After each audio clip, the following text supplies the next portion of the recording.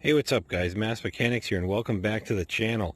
As you can see, the snow is melted around here and we can get on to another video on this truck.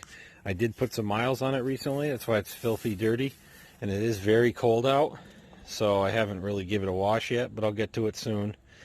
But I wanted to go over the SAS or straight axle swap some more. I noticed there's a lot of interest in that.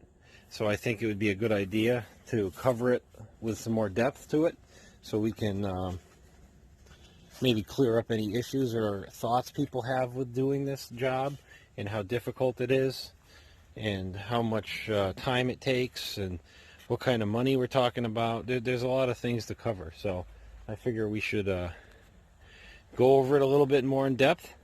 We'll take a look at it.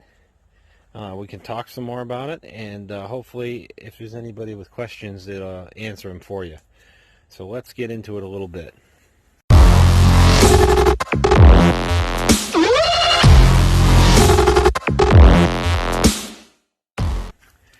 We got some Skyjacker shocks front and rear. It just happens that's the brand I picked because I could get them through Summit quickly. They were in stock. I didn't have to wait weeks to get them. These ones are a little bit too long for my liking. They do articulate well. I mean, the tire stuffs into the fender almost still. It doesn't look like there's that much room, but there really is. As you can see, the tire gets into the fender here. I'm going to have to cut it. I cut the other fender already. I didn't show it on camera because I didn't have time.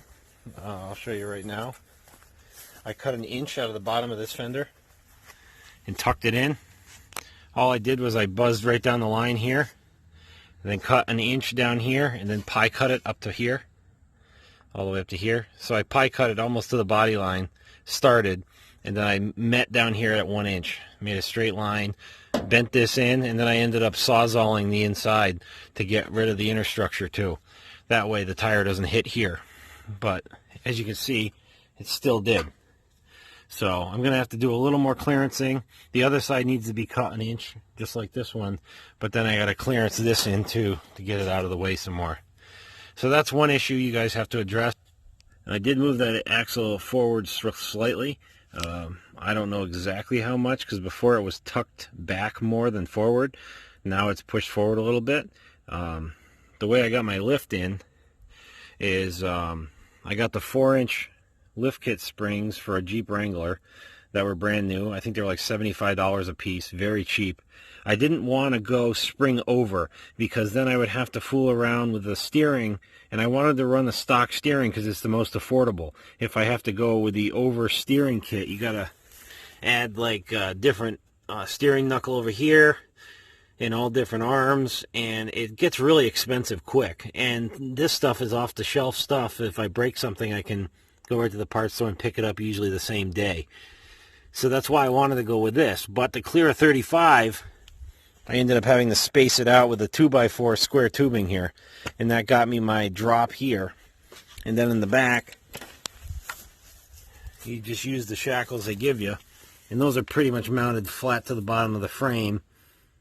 And I had to put some blocking on the inside to give the pad a full width, because the perches are inboard of the frame, meaning that that they touch the outside or the inside edge of the frame, so they're welded to there, but they don't quite fit on the frame because the truck is slightly wider than the Jeep frame, I guess. As for the front drive shafts, the front drive shaft, it is a stock S10 drive shaft with plenty of spline engagement. I mean, the entire spline is inside the coupling there. So you do know that that clears. I had a question about my cross member clearance. I don't know if I can get a good view on camera here, but as you can see, there's a ton of room here. So that's never going to hit. And then this, I had to trim in here a little bit with a carbide burr to give me a little bit of extra room because it was hitting a little bit. Transmission, we covered that in a couple of videos. That's our new TCI 700R4. Works fantastic. Definitely worth every penny. It was the most expensive part in the truck, but you know what? It shifts and drives beautifully now. Very positive. So the front end is really solid. This is your Jeep lockout or Chrysler lockout. The Rams had it. Everybody had it back then. That is spaced over, so there's a little slide collar in there. And it's just run by vacuum, so it goes back and forth like this, and that's how the little paw engages the slide collar and disengages it. So what I did was I shimmed it, so that way it stays engaged all the time, and then that thing is done. And there's no issues with that at all. It works just fine. Four-wheel drive is good in this thing. These are the cross members I'm going to end up cutting out eventually. It was getting too cold to deal with it right now, so I left it. Threw a new gas tank in, $100 or something like that, with new straps. Those are like 20 or 30. Not a big deal. Just a good idea to do. This is your factory drive shaft from the S10. The U-joints, I honestly was able to take a S10 brand new U-joint and a Jeep Wrangler Jeep Wrangler U-joint brand new from the same brand, and they had the same diameter inner shaft. So I was able to just take the caps off of one and put them on the other, and that way it made a conversion U-joint very easy and affordable, and a heck of a lot less trying to figure things out. One issue I have, as you can see, I left the bolts still really long because I'm going to have to take it apart again in the back here because the leaf springs are not stiff enough. I don't know if it's because of the amount of lift or the level of torque that the 350 puts out, but my axle wrap is horrible. So I'm going to probably add a leaf in there and see if that helps. If it doesn't fix it, then I'm going to have to end up putting a traction bar from right about here right down to the axle on both sides, just so the thing doesn't keep wanting to do this every time you hit the gas, because that is frustrating. I mean, it hops like this every single time you accelerate, so that gets old. But that's a very simple setup. As you can see, here's the blocking I did on the frame I was talking about that brought out the perch because it doesn't quite line up. I had to do that on both sides. This side's harder to see, but that's what we did. Now from the back end, you can see I didn't even complete tailpipes. I just left them as mufflers. For now, it's fine. Eventually, I might bring it out, but it's not super loud compared to a lot of the cars I've had over the years, so it doesn't really bother me that much. These hangers here, the shackles, those are just your auto parts store, you know, super cheapos that are really easy to come by. I don't know. I don't think I even spent $10 on them. I'm probably going to make a gusset that goes from here to here, straight across, like maybe this wide, just so it gives it a little more strength, and that might help with some twisting. I'm not sure, but it's worth to do because a lot of aftermarkets you buy have that on there for a reason. So that'll definitely help stiffen it up a little bit and give me a little less play, I'm hoping. Our shocks in the rear, I think they're like 8-inch lift kit shocks for a Super Duty. Those are the shocks that were the right length and travel, because this truck at full droop has a huge amount of travel. The springs are super soft, like I said, and these ones are a little too soft. But the amount of travel here is pretty long, and the mounting from the shock all the way down, that's a long shock. So I had to go with a Super Duty shock to make it long enough, because those are big trucks, and this is a tiny truck, but nothing really fits that easy. There's no good, I don't know, there's no good reference material on it, so you have to kind of come up with this stuff on your own. And I found that to get a part in without having them custom made or something crazy like that where it costs you a fortune, to get an off-the-shelf part that's in stock, these work just fine for my application. Brake lines. This is a brake line for a Jeep Wrangler, and I left all the Wrangler stuff here. This is one of those extended ones. Works good. The only thing I had to do to make it work on the S10 is I had to get this adapter from the parts store to make it fit into the line, and then the fit to the old style metal line, because I guess this is the, you know, the SAE, and I believe this is like a metric or something. So it wasn't hard. I just brought this with me and found one that screwed in nice there, and then I put it into a regular 3/16 line. So that was cake, and that was it for brakes and everything back here. Just your stock drums. And like I was saying in the past, a lot of people say that these little diffs break easy, but I mean, I got some good amount of torque in this 350. It's pretty healthy, and I haven't had any issues, just wheel hop. So probably with a locker and some heavy-duty axles, this thing would hold up just as good as probably a 44. I believe the ring gear is even the same size or darn near it. So if you upgrade the carrier and axles, you're probably pretty safe to run this with the setup I have. It's not like I have a 1,000 horsepower big block or something, you know. So that's about it for back here. The suspension back here is really simple and easy to work with. So to cover the steering a little bit, you got to apologize for this crazy brake line. That was actually in the truck when I bought it. Somebody had put that brake line in, and since it doesn't interfere with anything, I mean, it's way up above the frame, so I just left it, because you got to remember there was a lot more stuff here back when the 4.3 was in and it was lower. But anyways, steering box wise, this is out of an Astro van. Bolts right into an S10. Same exact thing. The only difference is that the pitman arm goes forward instead of backwards. So if you want to run the other style, what happens is the steering arm here is so close that it hits this arm and binds. So it won't even allow you to run the steering stabilizer there, because it's so close to the axle. The whole assembly, it pushes everything in and causes a lot of trouble. So you have to run it forward like this, and it makes life a lot easier. It gives you a lot more room, especially if you're going to move the axle forward a little bit like we did to give you a little more wheel well clearance. So you definitely want to get the Astrovan box. The pitman arm is a drop pitman arm for a Wrangler. I think it's like a 6-inch drop pitman arm for a Jeep Wrangler, and that got me in the ball game. I knew it would be close.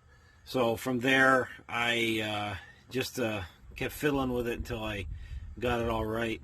A lot of it was just looking at forums and seeing what other people ran, and I kind of went off of that and then added my own stuff to it, what I thought would work, because everybody does things a little different, but this is how I did it, and I learned it from other people. So that's how you do it. Everything is good. It's hard to tell because the camera's at an angle, but the leaf springs are straight, which is a key part. Everything works pretty good. I got the plates here off a Wrangler too. I believe I put the passenger side on the drivers and the driver's side on the passengers. That's how I got that to work, to line up. But yeah, like I said, it was pretty simple. I almost used this as my shock mount, but I ended up putting it on the axle tube itself instead and just welded it on. Actually, those are Wrangler. Those are the factory Wrangler shock mounts, actually, too. There's one there on this axle. And then you had the one on the plate, too. So I guess you get to take your pick. But I went with that one because it was straighter. So, got your shock hoops here. Those are all from Skies Off-Road. I'll get a better angle. And to cover a little more on the shock hoops, these are also from Skies Off-Road. I mean, are they necessary? Not really. Did it save me some time and effort? Yes. And for the cost of material nowadays, it's just not a big deal to buy them. I'm not really sure why there's holes here. There's no way to mount them to anything. Maybe on later models they do, and that's why they just left them there. To put them in, this is your upper control arm mount. I welded it here, welded it on the back, welded to the frame inside, and then I made a plate here, welded the plate onto the tube, and then welded the plate to this side just to gusset it and give it more support. And on this side, there's only one ear left of the upper control arm mount, because the other one was inboard and it's useless, so I just cut it right off. And then this one I welded here, and then I also welded it to the frame. And then up top, as you can see, I don't know if you can even see, it's kind of dark, but there's a tube right here, and this tube welds right to the back up here, and then it goes right into your factory shock mount right there. So other than that, that's pretty straightforward. You just got to measure everything and make sure that the shock is straight to the other side, so everything's uniform and your flex is the same for both sides. And that was it. I know we covered the steering stuff. That was pretty simple. As for power steering lines, S10 to Astrovan, the exact same fittings and exact same lines, so you have nothing to worry about with that. And when I did the 350 swap, if you guys didn't see the videos, check them out. But I used the 4.3 liter accessories, everything, even the water pump on the 350. Everything fit right on. There was no issues with shimming, anything like that. And it all worked out just fine. And it made it so I didn't have to change any of the wiring or adapt anything over. It was straightforward, just swap it over. So that was nice and easy. And that also made the power steering lines and everything the same, because there's no problems with different pumps and things like that. But if there's any questions at all, anybody has anything they're wondering on the straight axle conversion, it was pretty simple, very straightforward. Just basically have a S10 with a Jeep underneath it, and the Jeep stuff is super cheap. I got the front axle for 150 bucks, and I got the rear one for like 150 bucks. So you can do this swap pretty cheap. Even the Skies kit, is it super necessary? No. There's plenty of people out there that have done it without it. Does it save you a crap ton of time? Is the quality of parts excellent? Yes. Overall, I would buy it again if I was going to do this again, just for time restraints, and your time is worth something too. So people always show things like, oh, well, I saved $40 on this or $80 on that, but you know, it took me 8 hours to make it. It's not worth it. You know, you're better off just buying it and put it on, and you know it's square and true, and you don't have to worry about it. But that's about all I got for you guys on the straight axle conversion here. Like I said, any questions, comments, please leave them below. I'll be happy to answer everything that I see. And there will be more on this truck in the future coming up. Just right now, I got to focus on our Super Duty a little bit and spend a little bit of time on that. That way we can get the interior looking just as good as the outside does. So please, guys, like, subscribe. We're really trying to grow the channel, and we definitely need as much help as we can so we can keep getting this channel bigger and have even bigger and better projects. So thanks a lot. We're the Mass Mechanics.